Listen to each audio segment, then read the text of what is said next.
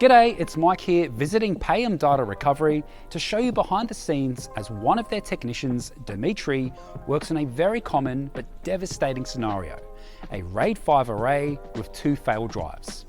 As Dimitri explained, this is like driving in the outback with no spare tyre. One drive fails first, but RAID 5 keeps working, so people never realise. Then the second drive fails and suddenly they lose everything. This case was brutal. 4 drives, 2 perfect, 1 with bad sectors, and the 4th completely destroyed with heads ripped out and crashed into the platters. These 3 terabyte Grenada drives are notorious for their catastrophic parking mechanism failure. But this customer did something crucial.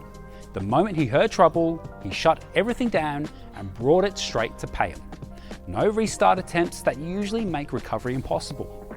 This is where it got really interesting. He needed replacement parts but couldn't wait days for ordering. So, with permission, he made a bold call, sacrificed one of the working drives from the same array for parts.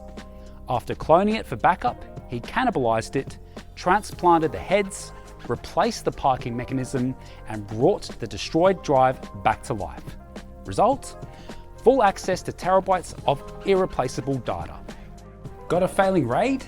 Don't try to replace drives, rebuild, or repair it yourself. That can take days and often make things worse. Shut it down and call Payam Data Recovery immediately. Because sometimes the difference between recovery and permanent loss is what you do in the next 5 minutes.